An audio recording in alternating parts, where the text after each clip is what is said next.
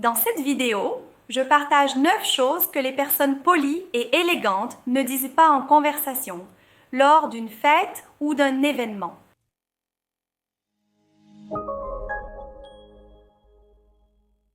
Salut, ça va? Je suis Juliana Santiago, consultante et professeure d'étiquette, cofondatrice de l'Institut d'étiquette et de protocole, l'Institut d'étiquette et de protocole. Et dans cette vidéo, j'ai sélectionné 9 choses, 9 détails que les personnes bien éduquées ne disent pas pendant une conversation. Lorsqu'elles sont en groupe, dans un cercle ou lors d'un événement social, faire des commentaires sur les relations amoureuses est extrêmement déplacé. Alors, évitez de demander par exemple quand la personne va se marier ou pourquoi elle n'a pas trouvé de petite amie. Faites très attention en abordant ce genre de sujet. L'idéal, c'est de discuter avec la personne et, au moment où elle se sentira à l'aise, et si elle le souhaite, qu'elle vous en parle, n'est-ce pas? Quand elle va se marier ou si elle cherche l'amour, parfois elle ne cherche même pas et vous lui posez la question. Il faut donc bien faire attention à ce type de remarques. Un autre sujet qui est extrêmement délicat, c'est la question de savoir quand tu vas avoir des enfants, n'est-ce pas? On a l'habitude de poser cette question aux gens et de penser que c'est normal que tout le monde veuille avoir des enfants. Très souvent, la personne peut ne pas vouloir avoir d'enfants, même si toi tu en as et que tu aimes ça. Ou peut-être que la personne traverse un moment extrêmement délicat. Très souvent, elle traverse une période d'infertilité. Elle n'arrive pas à tomber enceinte. Et chaque fois que vous parlez d'avoir des enfants, ce genre de sujet fait ressurgir en elle un sentiment qui la rend extrêmement contrariée. Comparer les réussites, que ce soit les vôtres ou celles de votre enfant, avec celles des autres, est extrêmement déplacé. Alors, faites très attention lorsque quelqu'un vous raconte quelque chose et que vous minimisez simplement sa nouveauté avec un fait ou quelque chose qui s'est passé dans votre vie.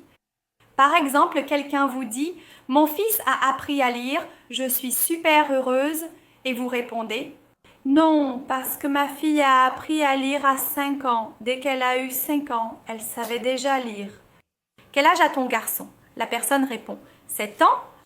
Alors, tu te sens extrêmement contrarié et frustré parce que ta nouveauté a déjà été minimisée par celle de l'autre. Alors, fais très attention.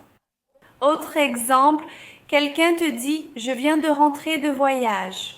Tu demandes alors « Où es-tu allé ?»« Ah, je suis allée à Disney. » Et toi, tu dis « Moi, j'y suis déjà allée 5 fois. » La première fois que je suis allée à Disney, j'avais 1 mois. Et ensuite, chaque année, jusqu'à mes 5 ans, j'allais à Disney. Donc, ce sont des situations où tu vas finir par t'en sortir mieux que les autres. Attends que la personne te demande « Tu es déjà allé à Disney? Combien de fois ?» Attends que la personne demande à quel âge ton enfant a appris à lire. Fais très attention lorsque tu fais des comparaisons. Très souvent, même sans le vouloir, on finit par créer des rivalités et c'est extrêmement agaçant. Les commentaires sarcastiques et offensants aussi. Ils sont extrêmement délicats et peuvent être très irrespectueux. Nous devons faire un peu attention aux plaisanteries et jusqu'où elles peuvent aller. Alors, faites très attention à la façon dont vous utilisez certains termes, dont vous faites certaines remarques. La personne peut se sentir mal ou offensée en entendant cela de votre part. Même si vous le dites sur un ton de plaisanterie, parfois vous pouvez arriver et dire cela.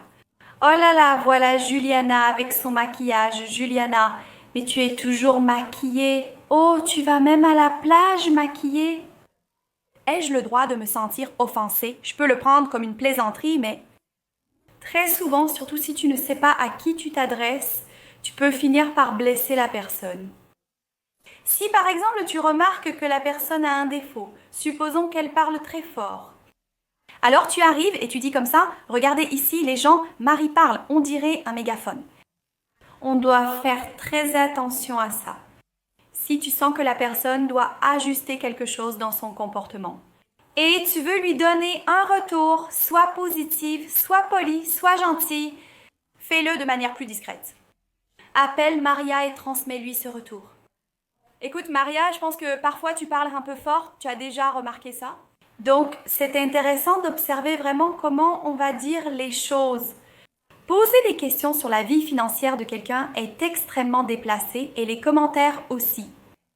Alors, faites très attention lorsque vous faites des remarques du genre « Combien tu gagnes ? Oh là là, tu es très riche !» Oh là là, c'est vraiment pauvre. Faites attention à ce genre de remarques, que ce soit dans un sens ou dans l'autre. Cela peut rendre la personne extrêmement offensée et lui donner des réticences à avoir une relation avec vous. Il est donc important d'y prêter attention. Évitez aussi de commenter le style de quelqu'un. Cela ne devrait pas figurer dans votre discours.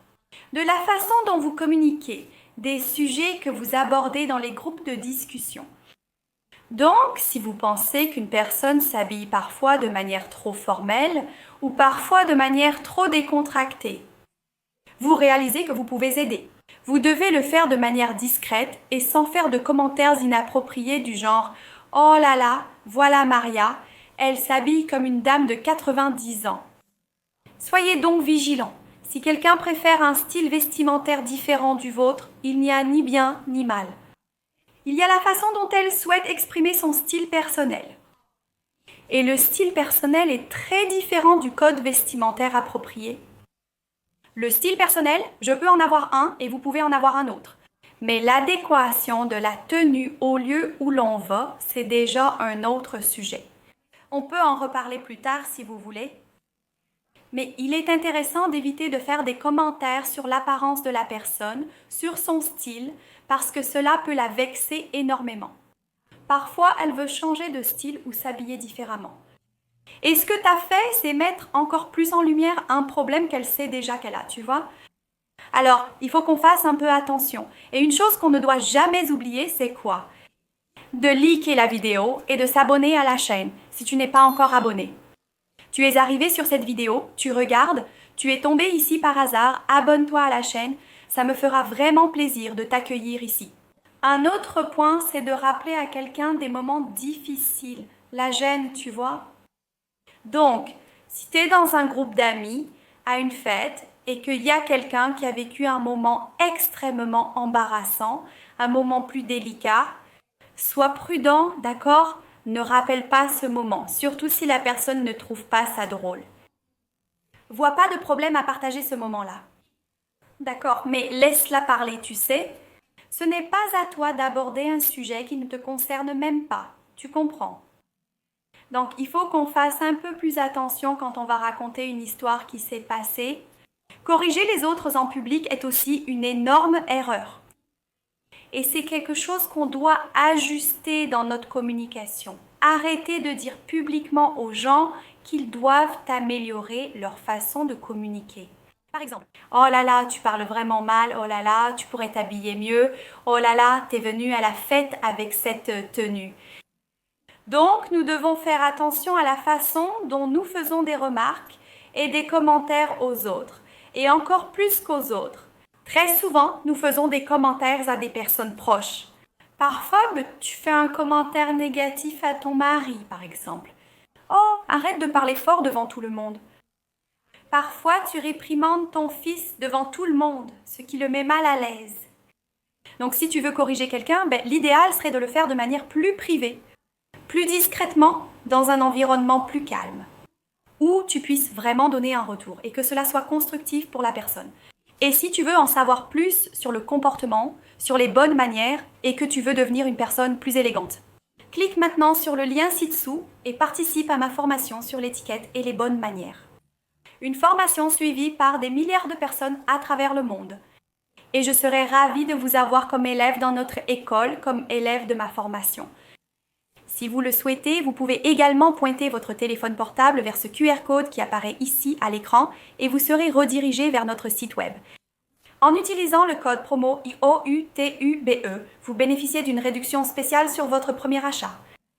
Rejoignez notre école, je serai ravie de vous accueillir. Évoquer des maladies ou des questions de santé personnelle n'est pas non plus un sujet intéressant en groupe. Si quelqu'un traverse un moment difficile ou si un membre de sa famille rencontre aussi des problèmes de santé, laissez cette personne en parler elle-même. Même parfois, vous savez déjà ce qui se passe. Laissez la personne se sentir libre, à l'aise et vous parler de ce qu'elle vit. Il est beaucoup plus délicat de laisser les autres parler. On peut les mettre à l'aise pour qu'elles puissent, oui, partager avec nous ce qu'elles souhaitent. Et ne pas interrompre et poser des questions tout le temps. Parfois, tu sais que le mari d'une amie est malade, alors tu passes ton temps à demander « Ah, est-ce qu'il va mieux ?» Parfois, elle n'a même pas envie d'en parler. Parfois, elle voudrait parler d'autre chose, discuter d'autres sujets, alléger un peu son esprit. Mais on revient toujours sur ces questions et les difficultés que la personne traverse, elle peut finir par se sentir encore plus mal, tu vois? Donc, il faut faire attention à ce genre de sujet et surtout à la façon dont on introduit ce genre de sujet. Et je te garantis une chose, si tu arrives à t'ajuster et à arrêter de faire ce genre de commentaires, à arrêter de parler de ces sujets, les gens vont t'apprécier davantage. Mais savais-tu qu'il y a d'autres choses qui font que les gens ne t'aiment pas? Ici à côté, il y a une vidéo pour toi à regarder. Et dans cette vidéo, je parle davantage de comment tu peux faire pour que les gens t'apprécient davantage. N'oublie pas de regarder. Je vais m'arrêter ici. Merci beaucoup et à la prochaine vidéo.